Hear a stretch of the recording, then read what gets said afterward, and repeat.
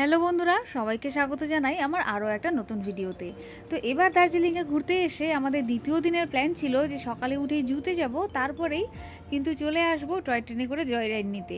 তো এখানে এসে মনটা একটুখানি খারাপ তো হলোই, কারণ আগের দিন রাতেও দেখলাম যে অনেকগুলো টিকিট অ্যাভেলেবেল রয়েছে। তার জন্য আমরা অনলাইন কাটলাম না, ভাবলাম যে কাউন্টারে এসেই টিকিট কাটবো, কিন্তু এখানে এসে মনটা কিন্তু ভীষণ খারাপ হয়ে গেল, কারণ একটাও টিকিট কিন্তু আর বেঁচে নেই। তাই আমাদের এবারের মতো আর জয় রাইড করা হলো না।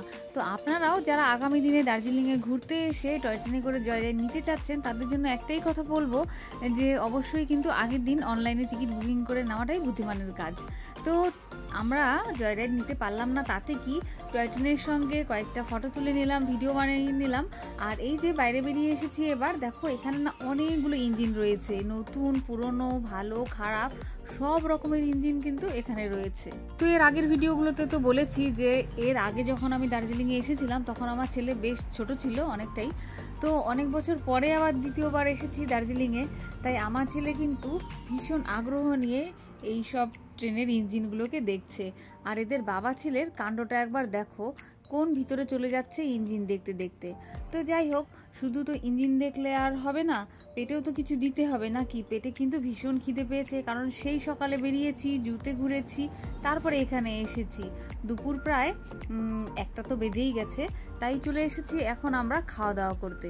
তো এই স্টেশনের উল্টো দিকেই রয়েছে মহাকাল রেস্টুরেন্ট, এইখানেই আমরা আজকের মধ্যাহ্নভোজ সেরে নিলাম। আর খাওয়া দাওয়া সেরেই কিন্তু আমরা আবার চলে এসেছি মেলে, এখানে কিছুক্ষণ সময় কাটাবো। তো দেখছি সবাই ঘোরাতে করে ঘুরছে, তো সেই দেখে আমার ছেলেকে জিজ্ঞেস করলাম যে সে উঠতে চায় কিনা, কিন্তু সে কিছু বলার আগে বা বোঝার আগেই এই দাদা তাকে ঝপাত করে ধরে একদম এই ঘোরাতে বসিয়ে দিয়েছে। আর সে তো বরাবরই ভীষণ লাজুক, সে মানে লজ্জায় একেবারে লাল হয়ে যাচ্ছিল, আর মুখ চেপে চেপে কিন্তু এই ঘোড়ায় বসে হাসছিল। এবার তার মুড ঠিক করাটা ভীষণভাবে দরকার ছিল, কারণ বাচ্চার মন যদি ভালো না থাকে তাহলে বাবা মাও কিন্তু সব কিছু এনজয় করতে পারে না, বাবা মায়েরও মন কিন্তু খারাপ হয়ে যায়। তো শেষমেশ তার মনটা ভালো হলো, আর যখন তার বানানো বাবলস একদম অনেক উপরে উঠে গেল, তারপরে শেষমেশ তার মন কিন্তু একদম ফুরফুরে হয়ে গেল। এক বছর আগে যখন দার্জিলিংয়ে এসেছিলাম তখনই না মেলে আমার বেশি ভালো লেগেছিল, এখন আর আগের মতন সৌন্দর্য কিন্তু নেই। তো যাই হোক, এই যে এই পাশে মহাকাল মার্কেটটা কিন্তু আর বসে না, বসে মেল থেকে বেরিয়ে, সেখানেও যাব। তো মেলে ঘোরাঘুরি করতে করতেই কিন্তু একদম সন্ধে হয়ে গেল, তাই এখানে বসে বসেই একটু আমরা চা খেয়ে নিচ্ছি। তো এমনিতে তো চা আমি বিশেষ খাই না, দুধ চা তো খাই না, কিন্তু এরকম একটা পরিবেশ, ঠান্ডা ঠান্ডা ওয়েদার, দুজনে বসে চা খেতে কিন্তু খারাপ লাগছে না, ভালোই লাগছে। আর এইদিকে আমার ছেলের কাণ্ড দেখো, সেই যে পেয়েছে ওই বাবলস, তখন থেকে এটা নিয়েই চলছে তার খেলা। তো মেল থেকে বেরিয়ে এসে ভানুভবন, ঠিক এই যে এইখানেই কিন্তু সেই মহাকাল মার্কেটটা বসে।